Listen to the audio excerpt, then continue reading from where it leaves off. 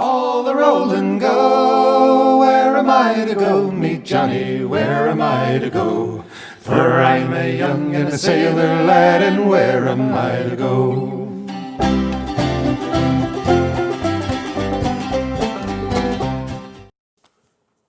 Hello, and welcome to Where Am I to Go podcast.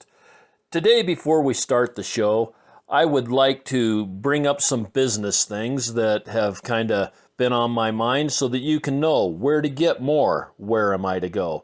First off, I'd like to talk about the Facebook page at Where Am I to Go podcast.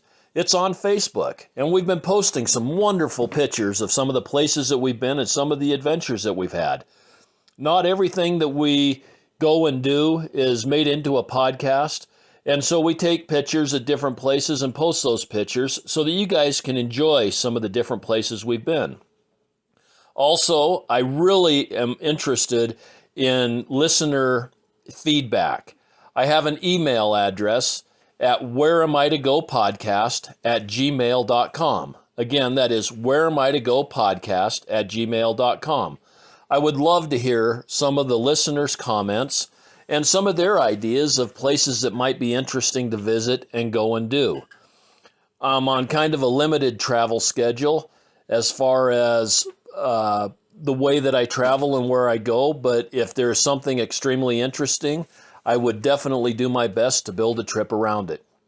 And the last thing, and the latest thing, is that I now have a Patreon account where if you want to hear the podcast early, you can go to Patreon/Loren Alberts, sign up for $3, $5, $10, whatever dollars if you were willing to support what I do and help us with our travel expenses and some of that kind of stuff. I would greatly, greatly appreciate it. But what we're going to do is right now I have several podcasts that are banked, I guess you could say. I'm on, I think, number 17, 18, 19, somewhere in there, and I've got close to 35 that I have waiting to go out. I only put out about every week because I want to be able to keep a nice steady stream and not have a point in time when we have to shut down like a lot of other podcasts do for season 1, season 2. I'd like to keep this thing going year round. And I've been traveling quite a bit and have been hitting quite a few interesting places. We've been to a tattoo museum. We've been to the beach and have gone to several tourist attractions there, an underground tour. We did a cannery tour. We've just done all kinds of things, and I would love for you to be able to hear those early.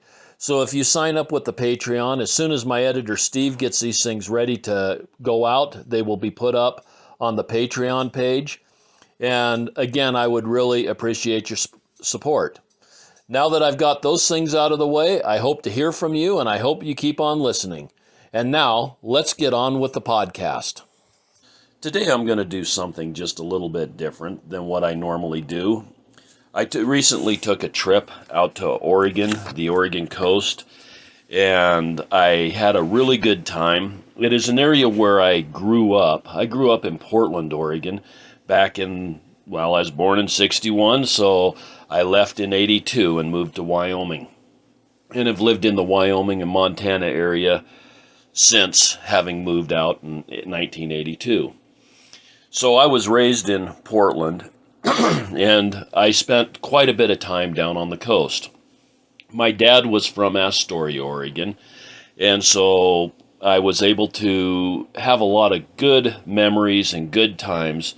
And then also we would always take trips other than visiting Grandma and Grandpa and that type of stuff. We would take trips down to the coast and hit lots of different areas.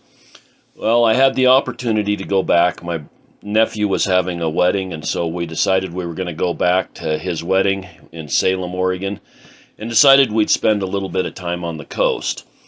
And while I was driving, I was thinking, throughout the years, I've had so many people say that they were going to take a trip on the Oregon coast and how much fun it was going to be. And then when they come back, I say, well, did you see this site? Or did you see this site? And the answer's always, no, I didn't know that was there. So I decided that most of my time was spent on the northern Oregon coast, and so I thought that I would go ahead and put together a podcast highlighting some of my favorite things that were on the Oregon coast and things that we did and places to go. Now, like I said, most of my experience has been in the Tillamook, Seaside, Astoria, Newport, Lincoln City area. This last trip, and it's only been a couple of times that I've taken 101 down further than Newport. We went to Florence, we went to Coos Bay, we went to several different places. I don't really know that area as well as I do the northern part of the coast, so that part of the podcast is going to be rather weak. But if you were on your way out to Astoria, or the northern part of the Oregon coast, there are some things that I would highly recommend a person do, a person see, a person experience. So I'm putting together this podcast. It's just me talking. I don't have anybody to converse with, which is a little bit hard for me, and hopefully this all comes out good for you guys, and hopefully it's informative, and you guys find some things that you might be interested in seeing. So let's go ahead and start. Astoria is about 2 to 2.5 hours from Portland, Oregon. You've got a couple of different ways to get there. You can go through Beaverton and Hillsboro, or you can follow the Columbia River on down. If you follow the Columbia River on down, there is a ferry that crosses the Columbia River that is always fun to take, and that is... I can't remember what the name of the town is. You can look it up on your way. It wasn't something that we did this trip, but it crosses over to the Oregon, or from Oregon to Washington, or vice versa. And I think it leaves on the hour every hour, and then half hour on the Washington side coming back to Oregon. If you haven't ever been on a ferry, it's small, holds maybe 5 or 6 cars if I remember correctly. But that's something to do kind of on your way if you're going down the Columbia River, instead of out what they call the Sunset Highway, which goes through Beaverton and Hillsboro and then takes you on into, well, there's a road that forks, and you can either go to Tillamook or you can go to Seaside. But we're gonna start off at Astoria and talk a little bit about Astoria. Astoria is one of the oldest towns on the Pacific coast. And it sits right at the mouth of the Columbia River, where it goes into the ocean.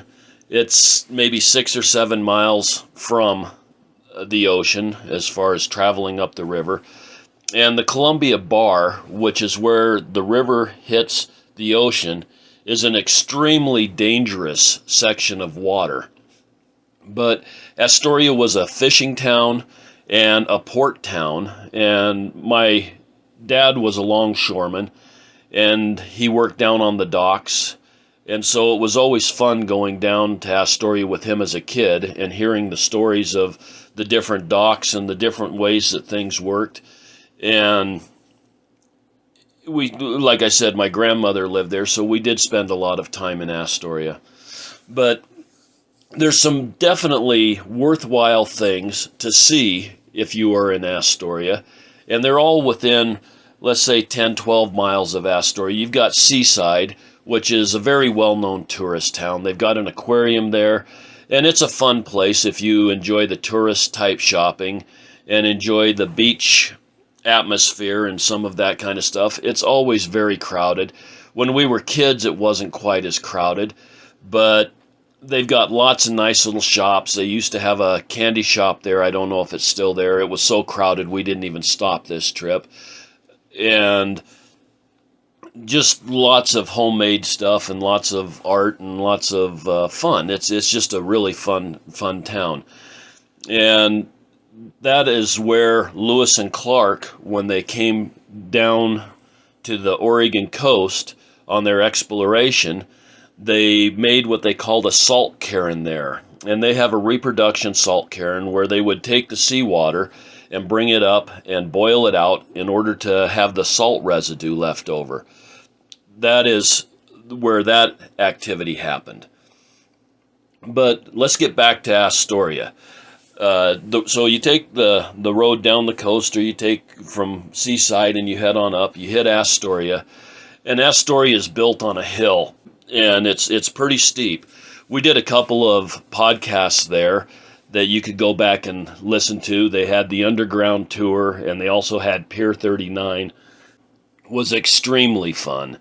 And the guys that put that on are a lot of fun to be around, and it was a great experience. I'm sure you'll enjoy that podcast. Pier 39 was a pier that goes out over the river, and it was an old fishing pier, and they've got a lot of neat little shops in there, along with a museum and some of that kind of stuff. But the reason I'm bringing this up is Astoria was built over the river, set out on pilings or piers, and the whole town was built out there. It burned down 3 times, and they finally blocked off the water and was able to build on land. But straight off of the land is really steep hills that climb on up quite high above the river level. And at the top of these hills is something called the Astoria Column. It was built in 1926 in a collaboration between the Great Northern Railroad and the great-grandson of John Jacob Astor, who was very instrumental in Astoria with the fur trade and some of that kind of stuff. He died, if I remember right, on the Titanic. But his great-grandson, Vincent Astor, was involved in the building of this. The Astor Column stands on top of a hill, I think, that's probably 600 to 800 feet above the sea level, and then it goes up 125 feet. So it's 125 feet tall, and it's round. And on the outside are murals, and these murals depict the progression and the settlement of Astoria. It starts off with Native Americans in the forest, and then goes to John Gray discovering the mouth of the Columbia. And then the murals progress through the fur trade and the trappers, and it continues on up until the railroad comes in to Astoria.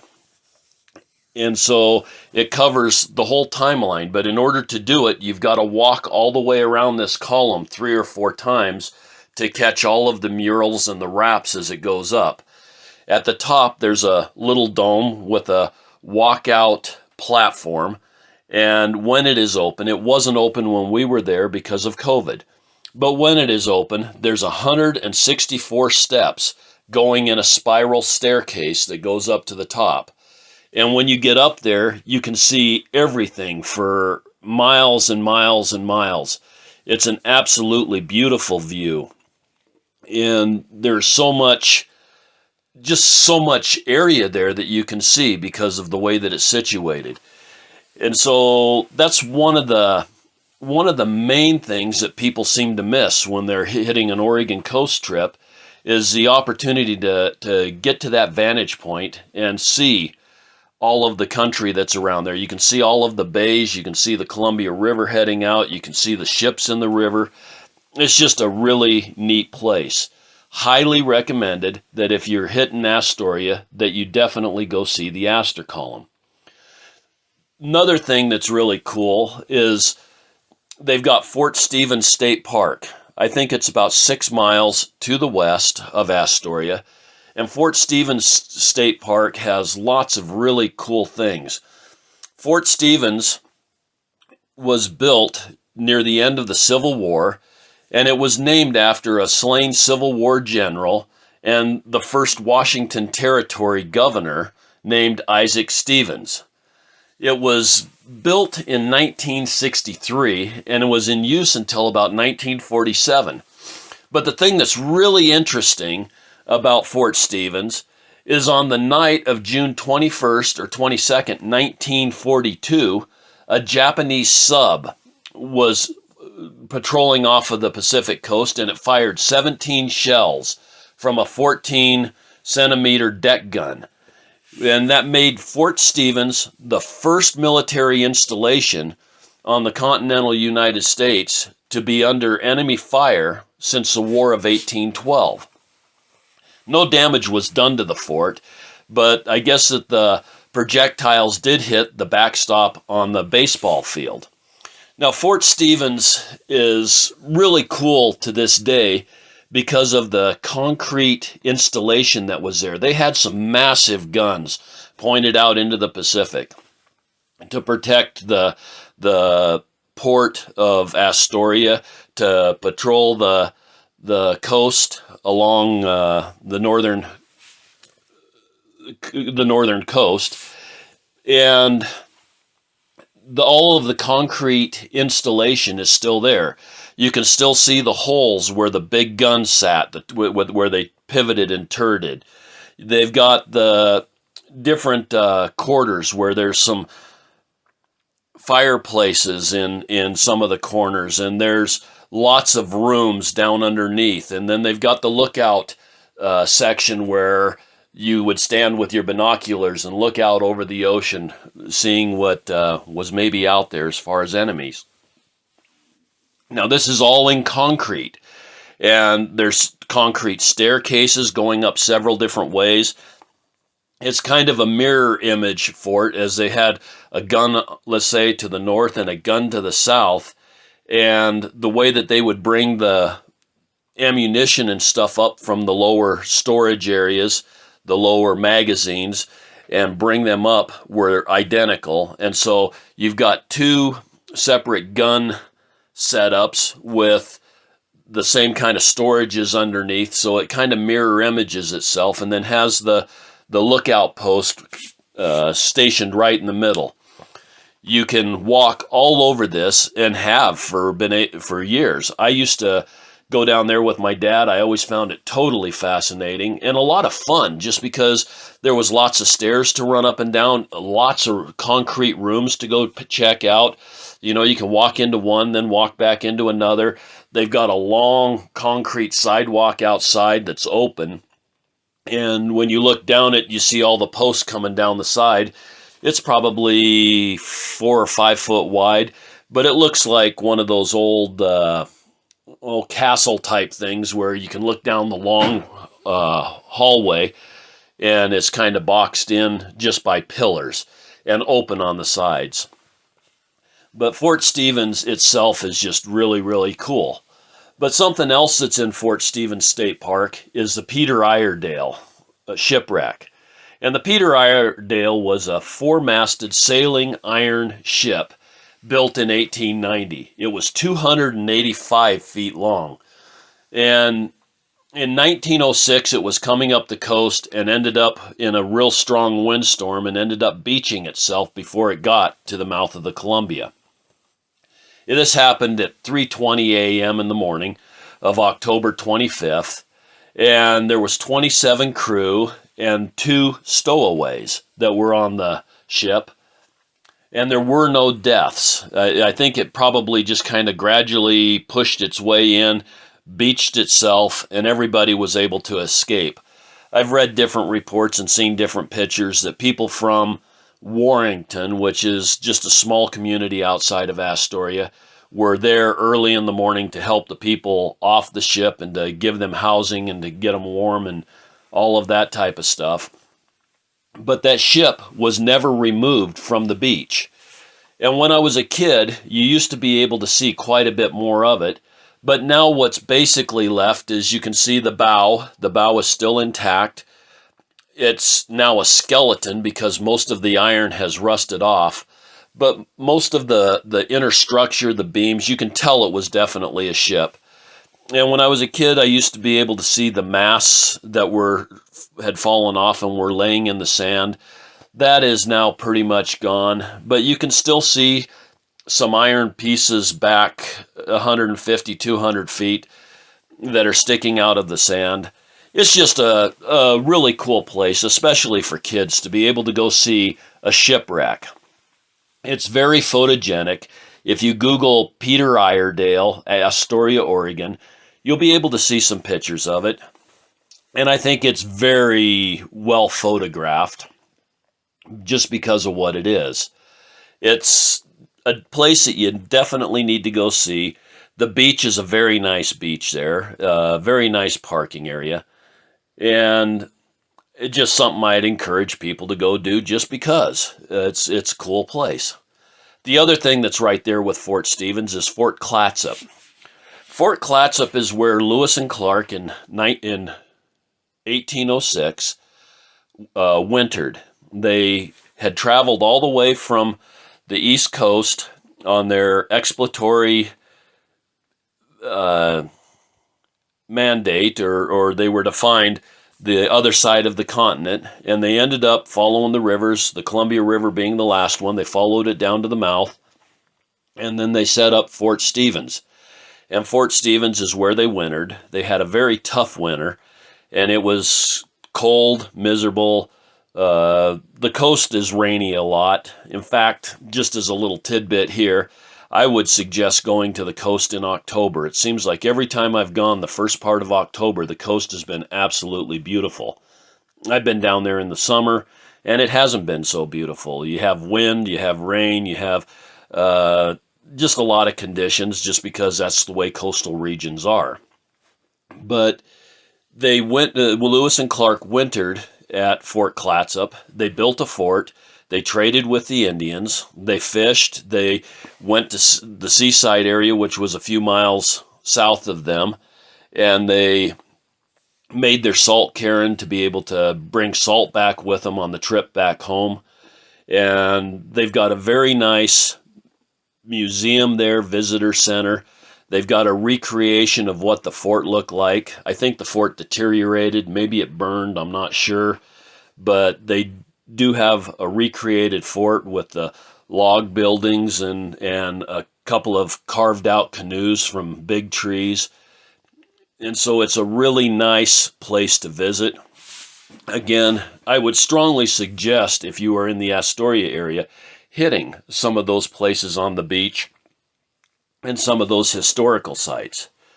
Now, Astoria also has a very, very, very nice museum called the Maritime Museum. And they've got what is known as the Columbia Lightship Park there. I did not go to that museum this trip. I'd been to it several times before. It covers a lot of the maritime history. There's maps of the shipwrecks that are off of the mouth of the Columbia, and there are a lot of them because it is such a treacherous body of water coming into the Columbia River from the ocean. They've got jetties going out both sides that they constantly maintain, and they always have to dredge with a big dredge ship so that the sand is cleared so that the ships can come in and have a good channel. The Coast Guard has a major training facility at the mouth of the Columbia. As the water goes out the Columbia, and I just learned this from the podcast I did with Pier 39. I went through the museum there with Peter, and Peter was explaining this to me, that there are certain times of the day when the tide is going out or the tide is coming in and the Columbia River's going out, that there is a clash for a few hours, and they will close what's known as the Columbia Bar down because you end up with rolling breakers out there. And then if the weather is bad or the tides are extremely heavy, that will get even more intense. And so the Coast Guard has a training facility where they practice their out-of-sea rescue, their hurricane, their all of those types of extreme weather situations they train for there at the Columbia Bar. And supposedly it's some of the most intense training you can get. Well, if the Coast Guard's using it for that, you can just imagine how many ships from past years, from the 1800s, 1900s, that didn't have the Coast Guard sitting there waiting to rescue them, how many ships in inclement weather or just extreme conditions ended up sinking. And there are lots and lots of ships, and the maps that they have in there showing the shipwrecks are just really amazing because I'm guessing there was probably 300 or 400 shipwrecks off of the Columbia Bar. But the Maritime Museum also has what's known as the Columbia Lightship. And the lightship used to go out to what they called Buoy 10. I was told this trip that they don't have a lightship out there anymore. They just have a buoy. But the lightship used to go out to Buoy 10, anchor, and stay there all the time for navigational purposes for ships wanting to find the channel and the entry into the Columbia River. The sailors or crew members or whatever of the lightship, if I remember correctly from stories when I was a kid, would go out and stay for 2 months at a time out there on the lightship. And they just were basically navigational point for ships to be able to come in and to be able to monitor what was going on. They do have one of the Columbia lightships parked there at the Maritime Museum. It's a very interesting place and probably one of the best museums on maritime rescue, shipwrecks, and just history. So I would strongly recommend the Maritime Museum. Something else about Astoria is that it's kind of known as Hollywood North. They've filmed an awful lot of films there, so if you're a film buff, you might be interested to know that Kindergarten Cops, the school that was filmed in, is in Astoria. Goonies was filmed there. The house, I guess, is now closed due to vandalism and some of that kind of stuff, but the Clatsop County Jail had a part in the Goonies movie. I don't know that I ever saw Goonies. Short Circuit was filmed there. Come See Paradise was filmed there, and both of those had scenes from the Clatsop County Jail as well. Free Willy, I think it was Free Willy 3, was filmed in Astoria. And the site where Free Willy goes on out and jumps over the barricade to freedom, that happened in a little town on the Columbia called Hammond, which is, again, about 5 miles west of Astoria. So just lots and lots of things to do in Astoria itself. Then, if you leave Astoria and you start heading south, like I had mentioned before, the next town down would be Seaside. And Seaside, again, is a very nice little tourist town. Lots of things to do there. If you're looking to spend a day just doing touristy things, Seaside is definitely a place to go. I found that it was a little too crowded for my taste, but it's still a lot of fun. Then, as you continue down 101 to the south, you pass by quite a few scenic areas. 101 kind of weaves in and out along the coast. You get some really nice scenic areas, and then you come inland quite a bit to where you don't see anything but trees, and then you kind of bow back on out to see the beach again. There's some nice rock bluffs. There's a lot of nice overlooks that you can see the rocks in the ocean with the waves beating against it. And the Oregon coast, I took a trip out to Maine, and I was pretty disappointed because in Maine, and kind of all the way down the west coast, it seemed like all of your breakers coming in were like standing on the edge of a lake. You know, they'd come in and they'd maybe roll just as they hit the shore.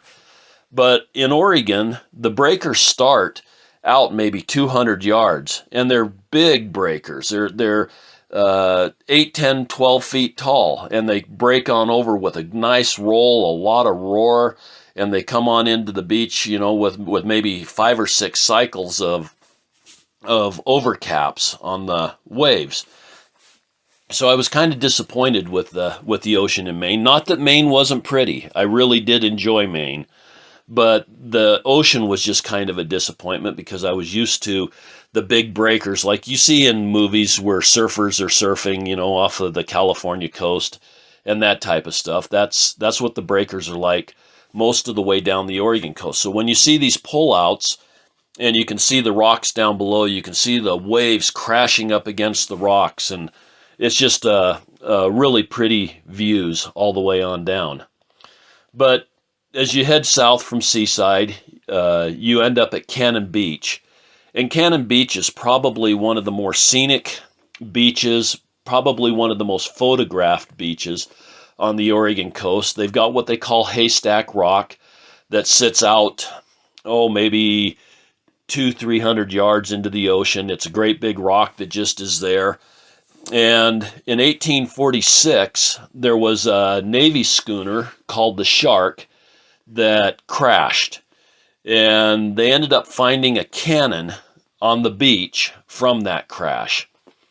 The cannon is inside the museum there in Cannon City, Cannon Beach City.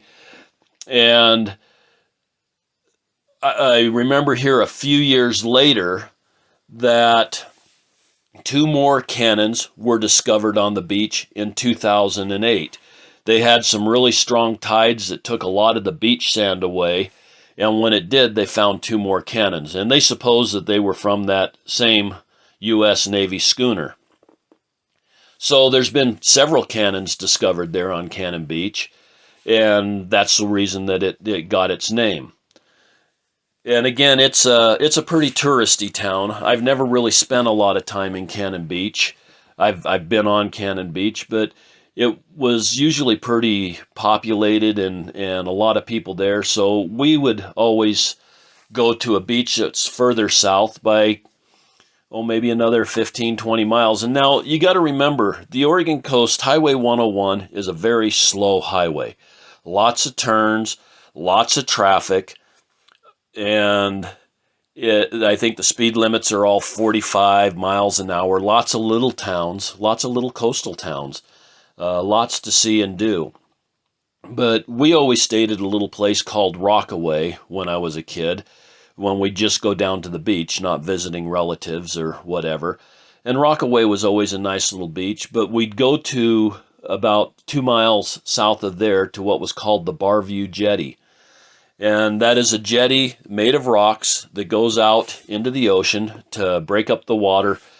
And I can't remember what the name of the river is there, but it's by Garibaldi. And the View Jetty is a state park. They've got camping there and everything else. No fee to go in and park and go out on the jetty.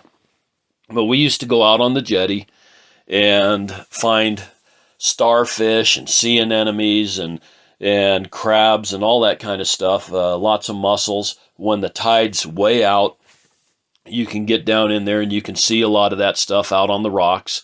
The rocks are huge, pretty easy to navigate. You can walk on them pretty easily. And then the beach to the north of View Jetty is a beach that's usually very unpopulated. You can go down there just about any time I've ever been down there. There's only been maybe 10 or 12 other people.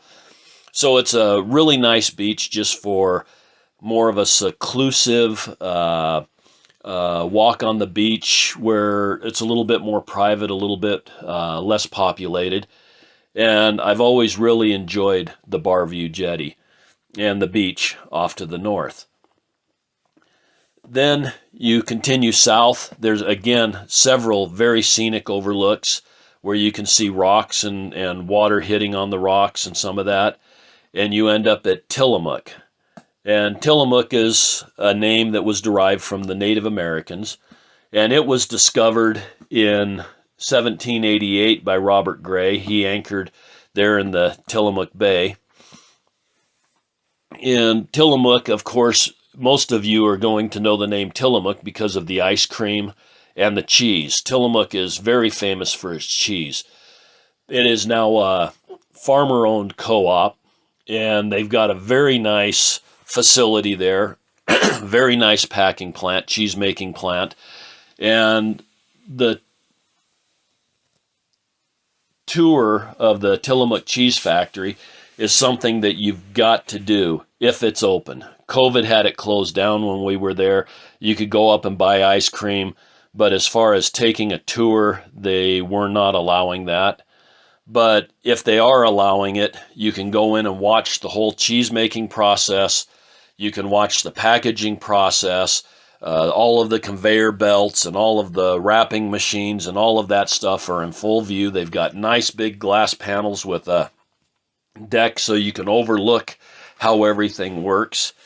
And it's really fascinating the way that these machines work and the way that they were developed in order to bring everything around and give us the products that we have in our stores now.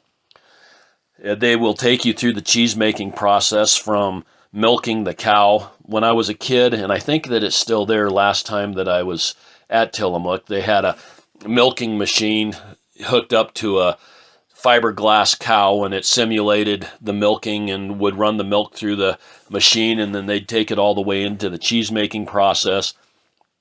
They have their big vats that you can see, big stainless steel vats that are churning the curds and all of that kind of stuff. It's fully automated, and it's just it's a really neat tour if you can get in there to do it. And then, of course, they have their gift shop where you can buy 100 different flavors of ice cream. You can buy the Tillamook jerky or pepperoni sticks or whatever you want that way, along with all of the cheeses. And Tillamook has really, really grown since I was a kid. We used to go there when I was young. Dad would take us and we would go do the tour of the Tillamook Cheese Factory. And it used to be that the men would be walking down the big trays of cheese, stirring the curds and working things with rakes and that kind of stuff. Now it's all done automatically. But it was always fun when I was a kid, and it's still fun as an adult. The other thing that is super, super cool, highly recommended, and we did a podcast there, is the Tillamook Air Museum. And listen to the podcast, you'll get a whole lot more detail. But briefly, what the Air Museum is in World War II, they were looking for Japanese subs off of the Oregon coast, and so they had several dirigibles or blimps, and they were stationed there in Tillamook. So they have these buildings that are, I think they're 300 yards long, 300 feet tall, and I can't remember how wide it was, but it would hold 9 blimps if they were stacked in there properly, if you can even imagine how big of a building that is. And that's what the Air Museum is housed in. They've got pictures of airplanes flying through the hangars from one door through the other. These doors are huge. And we're not talking a little Cessna, we're talking about a small military plane, but still a plane of any size flying through a hangar is just an unbelievable thing. And it's amazing. You get in there to the Air Museum, and they've got all these great big planes, and it doesn't look like there's even anything in there. It's just an amazing building, and it's all wood structure. Again, listen to the podcast on the Tillamook Air Museum to get more details. And I don't know when that's coming out exactly, as far as order, and right now I have a few banked, so it might be a little while before it comes out. This may come out before that. It may come out after. It just kind of depends on what the editor and producer and I seem to think is the best way to release these things. So Tillamook, definitely a stop. You got to do it, and it's just a lot of fun. Also right there in the Tillamook area is a beach called Oceanside Beach. It's a little community. We went to Oceanside Beach and went on down for a walk just because it was close to where we were spending the night there in Tillamook. And as we were walking down the beach, we got to the end. There's this great big rock outcropping that's a cliff. It's huge. It goes up probably 300, 400 feet. And in the bottom of this cliff was a tunnel or an opening, and we kind of looked at it and sat down on a couple of pieces of driftwood, and we're just sitting there contemplating things. And it was really funny because people kept walking into this tunnel and they'd never come back. And I'm going, what in the world is going on? This is a Twilight Zone moment, you know? I mean, people walk into that tunnel and they don't ever return.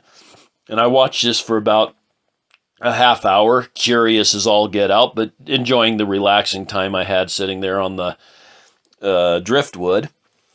And finally, some people were headed that direction. I says, okay, curiosity has me. So I went and asked them, I says, so where does that tunnel go that you're headed towards? And I explained the Twilight Zone theory, and she kind of laughed at me, and she says, no, it just goes to the beach on the other side.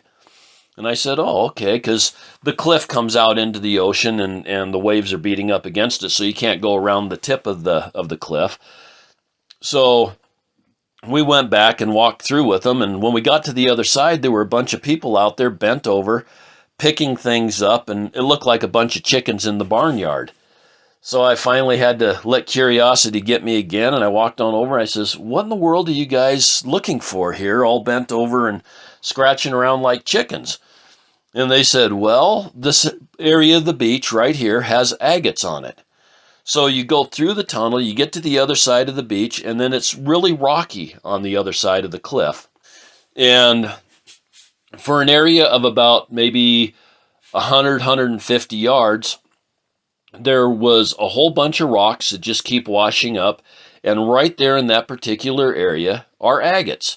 We ended up finding probably 15 or 20 agates amongst all of the other people, and it was just kind of a fun little deal. The tunnel was probably, 150 feet through, and it's a nice tunnel. You can see the light on the other end of the tunnel, and it was just a lot of fun walking around picking up agates. And like I said, there were a few people there. It wasn't super crowded, but most of the people that were on that other side were looking for the agates. And then it turns into sand beach again, and then goes into a whole bunch more rocks.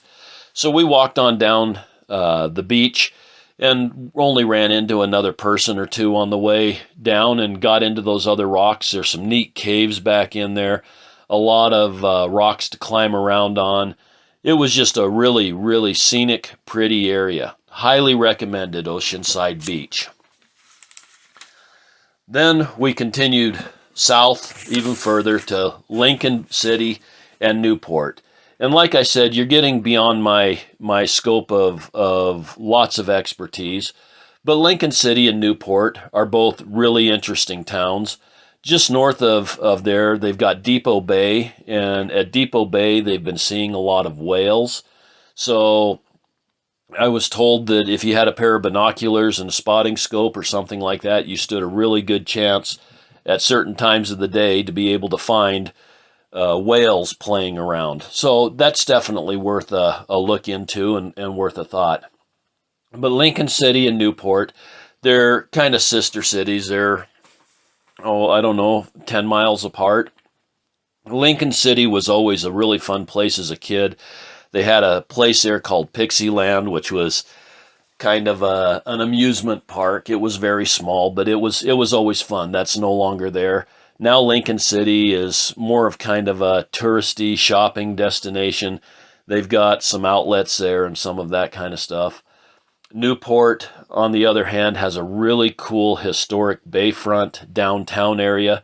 Lots of really neat little stores. They still have some of the fishery stores there. They've got a bay that has lots of really neat fishing boats and sailing boats and ocean-going boats and all of that kind of stuff there. It's just the typical boat mooring bay area that you would see in a lot of ocean or bay type pictures. It's a very picturesque area. They've got a super cool bridge that crosses over the river there before it gets into the ocean. And it's just a really, really pretty area and a lot of things to do. They've got a Ripley's Believe It or Not museum there. They've got, like I said, lots of cool old type stores. It's just a neat area. They've got a big aquarium. They've got a big aquatic, oceanic research facility there. And it's definitely worth the visit. And, they've got lighthouses along the coast. There's several of them. We visited one or two. But if you're a lighthouse person, I would strongly recommend Googling lighthouses along the Oregon coast. They are very scenic, very pretty, very picturesque, and a lot of fun to go and see the lighthouses. There's one called Umpqua Lighthouse, and again, when we stopped there were people whale watching, saying that the whales had been seen off of the bay there, so you might be able to see whales in that area also. Then we continued south down to Florence, and Florence has a whole bunch of sand dunes. They've got it's really a popular recreational area for ATVs, four-wheelers, dune buggies, and the such. And it's a nice little town, a neat little community. Again, a lot of little coastal-like shops. And I was looking at some things about Florence, and I remember a story from when I was a kid. In fact, I've got the newspaper article in a scrapbook that I've saved since I was a kid, because I was saving lots of different things as a kid, and sometimes I guess you just hang on to stuff like that. But in 1970, they had a whale wash up on shore just outside of Florence. And it was stinking pretty bad. They didn't really know what to do with this whale. So the Department of Transportation in Oregon decided that the best way to get rid of this whale was to stick 40 tons of dynamite underneath it and just blow it up. Maybe I'm off. It may have been 4 tons. It was a lot of stinking dynamite either way. But they dug a hole underneath the shore side of the whale. They put all of this dynamite underneath it, and then they blew it up. And instead of the whale blowing out to sea to be eaten by the seagulls and the crabs and all of that kind of stuff, the whale blew up in all directions, crushing a car that was over 300 yards away, and rained down whale blubber and stink on all the people that were there. Now, if you want to see a real interesting video, go to YouTube and Google whale blow up in Oregon. They've got the whole news report of the thing as it's happening, along with pictures of the car that got smashed and people with blubber on them. To me, it's funny as heck. Anyway, so that's all the further I'm going to take you down the Oregon coast. We went down to Coos Bay. Like I said, there's only one other time I've been further south than that. But these are things that I would definitely recommend hitting on the northern Oregon coast. If you go up into Washington, places there are pretty neat too. They've got Long Beach. They've got a nice kite museum there. They've got a really neat beach, and Long Beach is a cool town. They've also got some lighthouses up that direction. We did not do that this trip, and I'm not real familiar with what the Washington coast has to offer because I never really spent any time over there. There's also other things you can do for activities. Lots of commercial or sports fishing, charters, whale watching tours. The possibilities are endless. But I just wanted to bring light to several of the things that I think people miss and kind of give you an idea of some of the things to maybe look for. Also, because the coast is on the west and there is no more land any further that direction, there's some other things that I might suggest on your way. If you're coming in kind of from the north east, as you enter into Oregon, there's areas called Joseph and Enterprise. They're north of Ontario, north of Baker City, north of the interstate. I have always really liked those areas of Oregon. They're very, very scenic, very beautiful, and lots of things to do recreational-wise. And we did a podcast there on a rail ride and also at a couple of museums in the Joseph Enterprise area. Those will be available on the podcast site also. Another thing that's really cool is as you're coming down the Columbia Gorge, you've got some of the sites that are really well known, like Multnomah Falls. But before you get that far down, there's a town called Arlington and a town called Baggs. It's before you get to Hood River. They have a Stonehenge on the Washington side. You can probably see pictures if you go to my Facebook page at Where Am I to Go. We did a couple of yoga shoots for my YouTube channel, Yoga Where You're At. But we also took some really cool pictures, and I have them posted on my Facebook page of Where Am I to Go. This Stonehenge was built in 1917, I think, 1918. And it is a monument to World War I soldiers of the area. It was built by a man named Sam Hill. And if you don't ever get the opportunity to go to Stonehenge, the real Stonehenge, this one here is a really neat replica. It's supposedly all the same size and all of that kind of stuff. Again, a very scenic area overlooking the Columbia River and a bunch of wine fields or grape fields for wineries. And it was a neat deal. We happened to be there when it was a full moon, and we caught a sunrise the next morning. I just really enjoyed the Stonehenge. And so that's one of the things to see. If you're going down the Columbia Gorge on 84, I would suggest stopping at Bonneville Dam. They've got a really neat fish hatchery.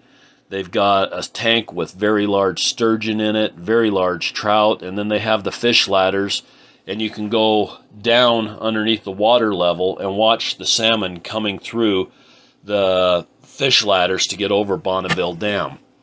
That's a pretty cool area too. Also, if you take off just shortly after that and take what is known as the Old Highway, it'll take you past Multnomah Falls, past several other falls. It's a skinny, windy road. Do not do it if you have a fifth wheel camper.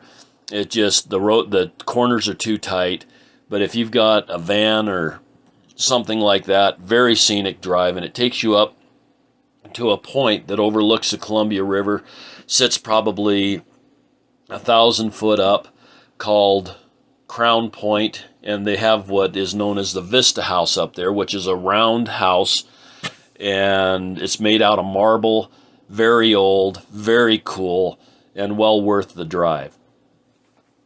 If you're in a hurry, stay on the interstate, and you can see Crown Point off to the south up on top of a big hill.